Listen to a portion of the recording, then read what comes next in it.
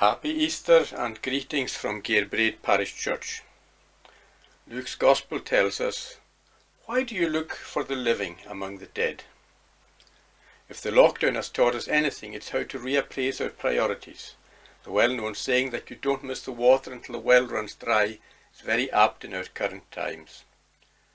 Loss of social life, loneliness, skin hunger, inability to shop, non-availability of goods and services. Pubs, churches, cafes, youth clubs, lunch clubs, sports clubs, gymnasia, all closed. Things we took for granted are all gone, at least temporarily. In the song from Annie, It's a Hard Knock Life, we come across the verse, "Empty belly life, rotten smelly life, full of sorrow life, no tomorrow life." We go to our shops and we find there's no flour, no soap, no loo roll, plenty of queues, moan, moan, moan, moan. And it would be very easy to resort to this maudlin outlook on life, and yet we're only getting a small taste of it.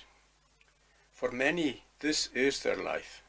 People affected by mental illness, physical illness, addiction and poverty experience these things all the time, as do members of their immediate family involved in caring for them. When the lockdown is over for us, things will still be the same for them.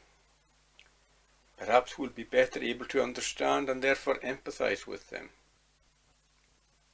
God did that for us. He became flesh. He became one of us.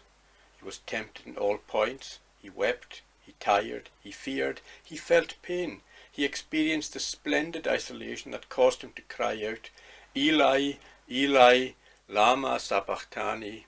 My God, why hast thou forsaken me?" He was very much one of us. And between Good Friday and the resurrection, his followers were gutted.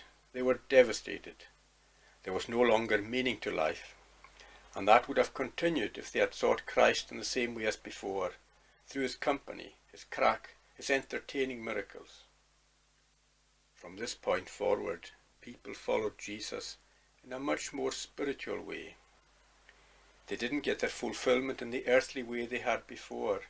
Instead, they shared the gospel, they promoted it, and derived their contentment from being part of the burgeoning family of Jesus.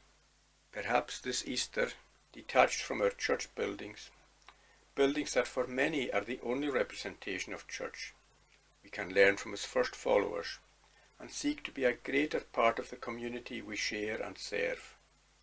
Perhaps we can learn to be a greater blessing to our community, a greater blessing to Maryhill.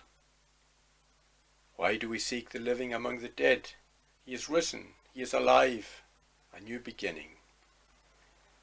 God bless Maryhill.